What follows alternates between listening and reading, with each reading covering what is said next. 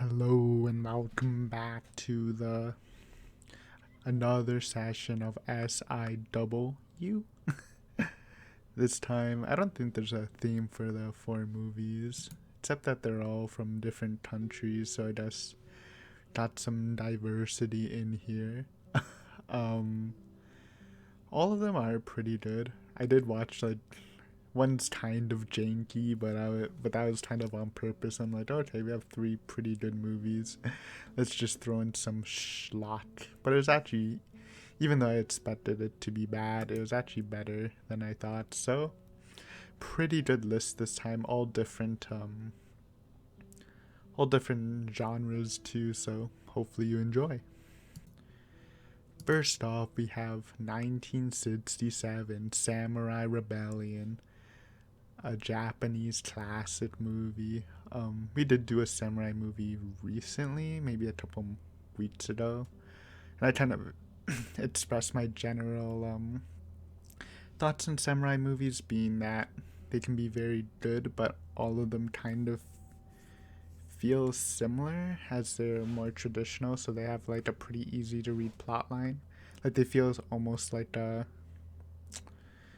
I don't know if I'm explaining it good enough, like a traditional story. Like it's something where you can watch it, and while it's different from the other one, they all have sort of the same feel. So, but I decided to watch another one. I've actually watched two since that one. One was like a low budget one that came out last year or the year before that, that I thought was pretty bad. So I decided to watch something actually good, starring what's his name? Toshiro Mifune. You might know that name. He's a he's like a legendary actor in Japanese movies, so I haven't watched too much from him, so it was good to see his performance, and he did very well. In general, I like this movie a lot. I think I do like it better than the one I already forgot, Samurai's Promise. For a different amount of reasons. First off, I was really into the plot. This movie is more of a drama movie with like some crazy some crazy like John Wick action in the last part, like literally one versus like a bunch of people. Like 30, 40 men, just a killing machine. But for the most part, it's a it's like a romance slash political struggle stuff, which I like. I usually like drama stuff like that. And it was a very unique plot. Like most samurai movies, like again, like I said, follow this sort of similar plot. Well, this one felt pretty unique to me, so I was pretty happy with that. Again, it felt old, which most samurai movies do, but I mean, this one is old, so you don't really need to mention that. Um,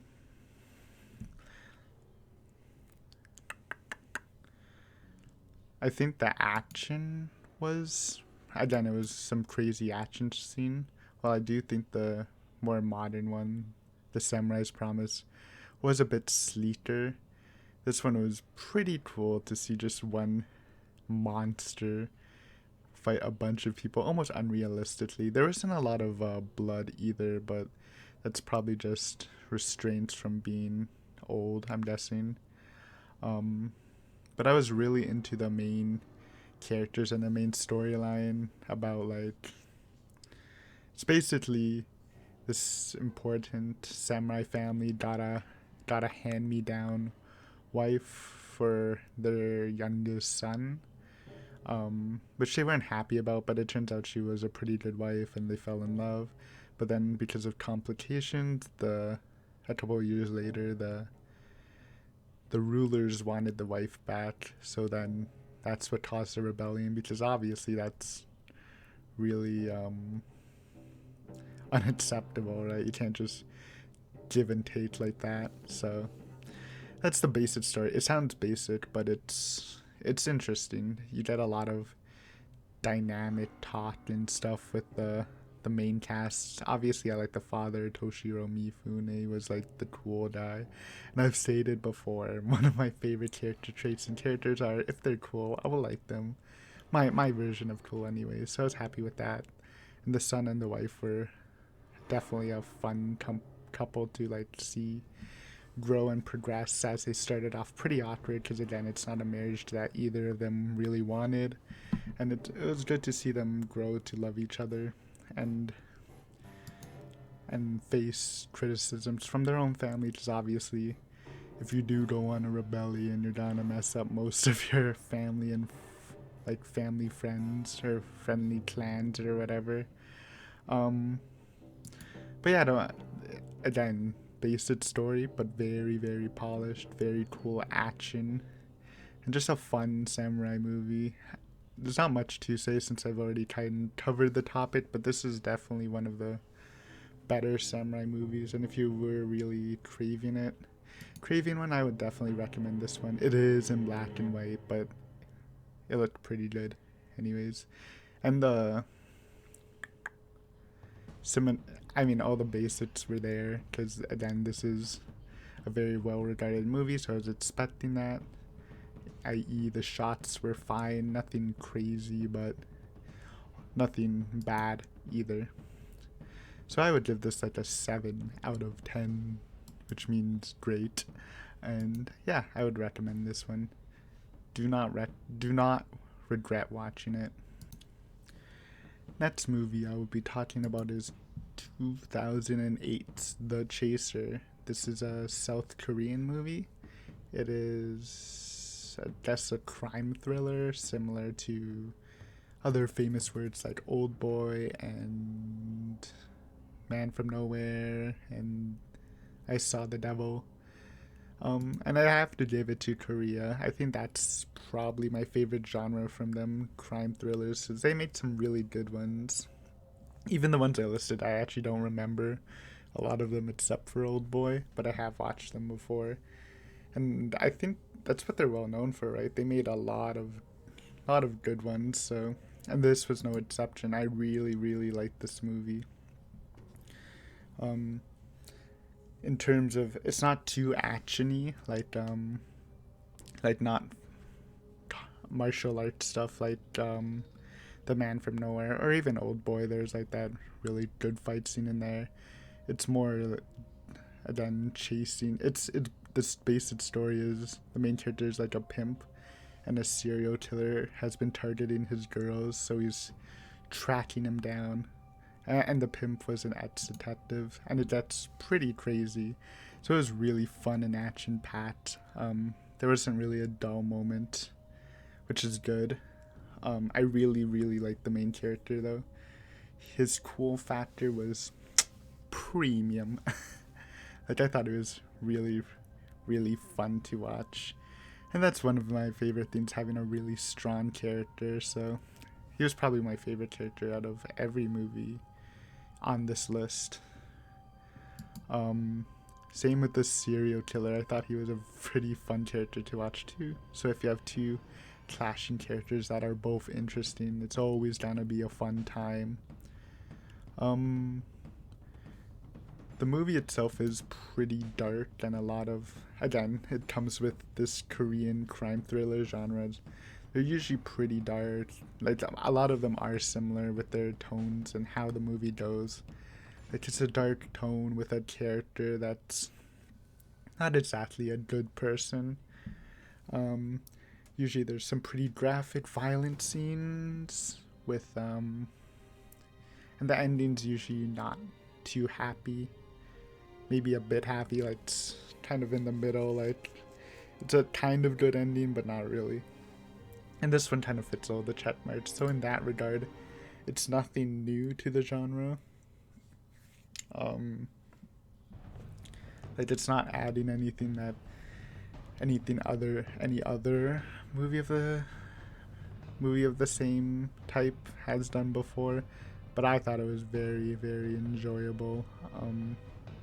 Especially, again, it's not too much action based. It's basically investigating based, and it's pretty funny. They're despite being a pretty bleak movie with a very bleak ending, the comedy did hit. And again, with comedy, I think for comedy, again, it's hit or miss. Same with almost everything like horror and stuff. But I think for me personally, the comedy definitely has to be a hit, or it's usually a negative in a movie.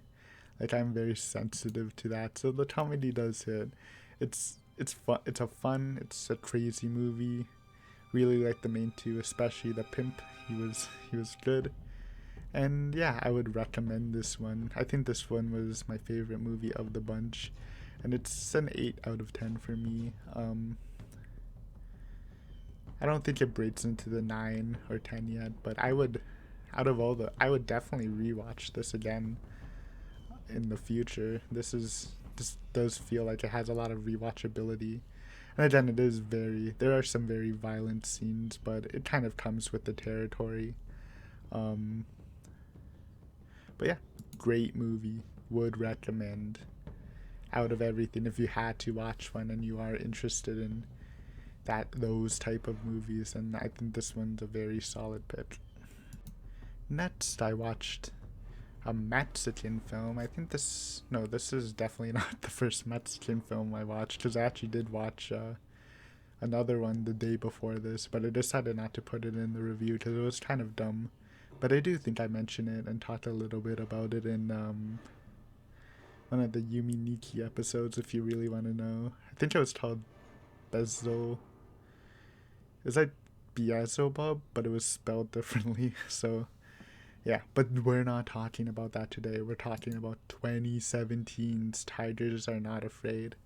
You might have heard of this movie. I have. It was very highly recommended on horror lists. So it was on my watch list for a while, and I finally took a crack at it, and I gotta say it was pretty good. First off, I don't really consider this a horror movie. I don't know how you would describe it. I guess it is kind of like a fantasy horror plus crime movie, which is a pretty unique thing, right? Fantasy horror, as in stuff like Pan's Labyrinth, is probably my favorite fantasy horror. So something in that sense, but with some crime stuff like gains and stuff. So it's a very weird mix. Hello Train. But it was pretty good. It's basically a bunch of the main character is a Mexican girl whose mother disappears, so she joins up with a gang of homeless Mexican boys, and they're sort of struggling with this other gang that's being backed by or has connections to one of the one of a pretty powerful political figure running for prime minister, or whatever you call the Mexican leader. Um, yeah, and it was a very, very fun story. I think, it wasn't scary. To me, it wasn't scary, but it is a bit hard to scare me nowadays. I am a veteran, if you didn't know. But it was a fun adventure. I really enjoyed watching the kids perform. Obviously, kids are usually hit or miss on their acting. It's usually misses, to be honest. And having like pretty much the main cast be kids the whole movie it's kind of daring, but I thought they performed pretty well. This movie probably does have a lot of more thematic stuff going for it, like social commentary on Mexico and stuff. I did really like the setting. Like, it does look really run down, but that's probably just Mexico. But it's always cool to see something like that. I mean, I'm sure it's not cool for the people living there, but I do kind of like that atmosphere in movies. I think the fantasy stuff was okay. I feel like this could have been also a movie without the fantasy stuff, like a weird crime story, and I thought it would have been fine. Like, I wasn't too into it. I mean, I guess there were a couple spooky moments, but a lot of it wasn't too effective for me with the CG and stuff. It is always interesting because it was pretty brutal. Like, there was definitely some brutal stuff involving children, and that's always pretty effective on me to get under my skin. So That's pretty good. I mean, obviously violence against children isn't good, but if something's effective for you that invokes a good emotional response, then I think it's pretty solid. And again, I think the characters were. It was fun to watch. Again, it was kind of intense. It kind of highlights the struggles these characters had, but at the same time, as kids, they were having fun doing dumb stuff, while simultaneously being chased by a vicious gang. So that was fun. It's a good story. I think it's. I would give it, I guess, a 7 out of 10. Maybe like a. Wait, oh, I totally messed up my ratings. Huh? I was thinking this is kind of weird because I do record my ratings. I should probably put it in the description. I think I did give Samurai a 7.5. The Chaser might have been a 9. Because I want to give this a 7, but I don't know if I liked it as much as Samurai Rebellion. So I'll just give it a 6.5. No, I'll give it a 7. They're two different movies. What am I talking about? Yeah, whatever. Chaser's still 8. This is 7. Samurai 7. But yeah, solid movie. Again, would recommend. It's pretty short on its runtime too. Only being an hour 20, which is kind of surprising. I usually do like longer movies, and I think they probably could have upped the length a bit to develop the characters a bit more, even though they are well developed, but you can never go wrong with more development, right? But solid movie. Again, 7 out of 10. It's not a very scary movie, so I wouldn't choose this movie if you want to watch a good horror movie, even though it is a good movie. But yeah, solid crime fantasy horror movie. What a mouthful. I don't know if I would rewatch it, to be honest. It doesn't really have that to me, but I guess that's what separates a 7 and an 8, right? Rewatchability. But yeah, decent stuff. And finally, for our schlock of the schlock of the week, because I was like, well, we are watching too many good movies. Let's watch something more janky. So I decided to watch 2015's The Tage Along, which is a Malaysian film. So this was my first Was it Malaysian? Oh no. No, it's Taiwan. I was not gonna say we watched a Malaysian movie. First Taiwan movie. And again, I was expecting this to be a lot worse. It was alright, because when I did just pick a random movie, Southeast Asian movie. Is Taiwan Southeast Asian? I don't know. Whatever. When I picked a random movie for the Malaysian The Noise, that was horrible. I think this one was pretty decent. It had some good spooks in it. This is a horror movie. The story is pretty good. I'm fairly sure it's based on like a tradition or whatever, a folk tale, which is fine. I think those are pretty interesting because I don't personally know them because I'm not too educated in those stuff. But it's basically like a ghost captures you and puts you in a mountain, and unless you give it another name of somebody you love, you will be trapped there, and if you do give the name, they will let you go free, but they will steal that person. So it's kind of like a cycle of stuff. So I thought it was pretty interesting. I haven't really heard of something like that because it kind of seems weird, right? I mean, I guess because you can kind of just get out of the ghost trap, but obviously you would have to sacrifice your lover, so it's a pretty hard decision, and they're probably like mentally torturing you during that time. So yeah, I'm sure you couldn't loop it. I mean, I don't know if there's a loophole, but what if you just like take turns being captured? But that doesn't really make sense. So but yeah, story was fun. I did enjoy the cast. I thought the main guy was fine, and the main girl was even better.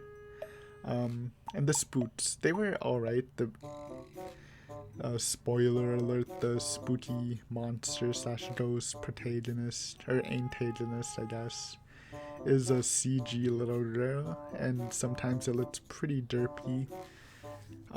But there were definitely some good spooks. I think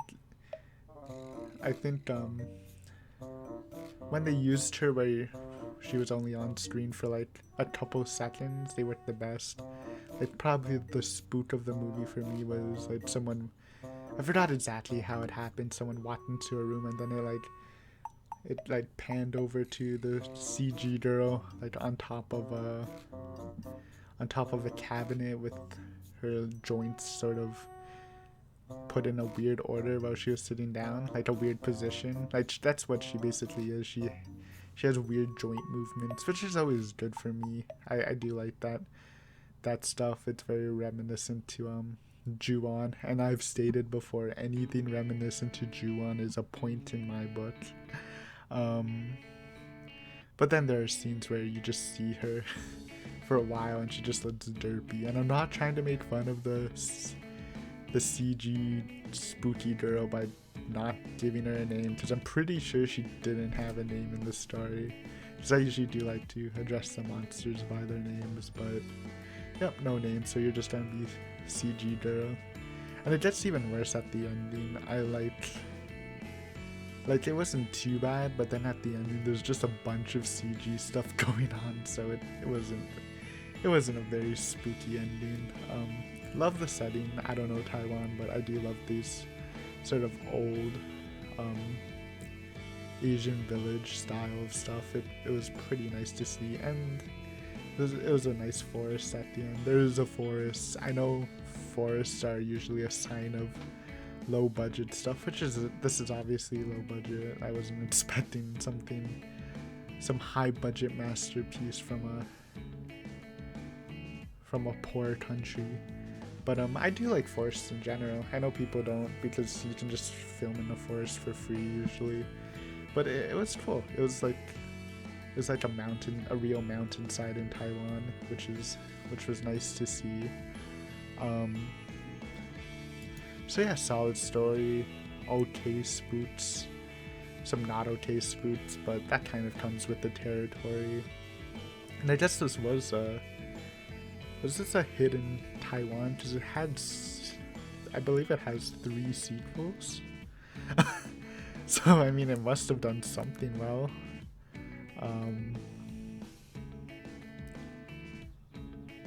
Sorry, I do have IMDb pages open, but I don't see the budget. I was just reading this guy's review. He gave this one for creep, I guess, which means the spooky meter. No, actually it doesn't. It's an interesting review scheme. He gave it cast a 4, acting 7, plot 6, ending 7, story 4. And I don't know why story and plot are different, but okay. Scare 6, jump 9. Effects, which are special effects 7, creep 10, twist 6. This is a very, very weird review. Not to this, I just find it interesting. I usually don't read reviews, or I like read them after I watch it, like usually just the top ones on the page to see some takes. But I never use reviews to judge a movie if I'm going to see a movie, because I usually am the type of person who really only cares about my opinion when it comes to movies, though I respect other people's. He says, weak story with good creeps and jumps, 7 out of 10. Very generous. Though I do feel bad, 0 out of 5 people have found this review helpful. Feels bad, man. Okay, so it did get 1,008,000. 1.8 million worldwide. Do we have sorry, I'm randomly interested in this now. I probably should have done it before, but we usually don't. Do we have the budget? That sounds like a lot of money though that they made. In US dollars, 1.8 million for this? Yeah, it has 3 sequels. I don't know if I'm watching it, but if you are interested in this, then and you liked it, then there's 2 more movies. So it doesn't say how much, how much it costs, but I was gonna say, apparently I was reading the reception. Oh, no, no, no. Okay, I was so confused. It said it overtook The Conjuring, but I guess it's just in the country, not worldwide, because that doesn't make sense. But yeah, we're getting so off topic. It's an alright movie. I'm giving it a 5 out of 10. I know people think it's worse, but probably because of the CG, but I thought it was very, like, it spooked me a bit, and the plot was pretty unique from my point of view. I haven't heard some sort of a similar story of a ghost like swapping people for the people they love or whatever. It was interesting to me. Um, but yeah, I think this week's SIW was pretty successful because there wasn't a movie I disliked watching. All of them were solid. I gotta give the MVP through The Chaser though. I heavily recommend that, and just the whole genre of crime thrillers from South Korea. They're all pretty solid. All I remember is Old Boy though, so I do kind of wanna watch some new ones and go back to some of the old ones. It could be fun to watch. But all of these movies for their respective genres are pretty good. Though Tigers Are Not Afraid might just be its own. No. I mean, just put it into the horror fantasy, and I guess it's a pretty good one too. But yeah, thank you for watching this week. It was fun as always, and I'll be back for more. I think the next one I am gonna do a Japanese drama one, so stay tuned for that. And if you don't like that, then next week will be movies probably. Bye for now.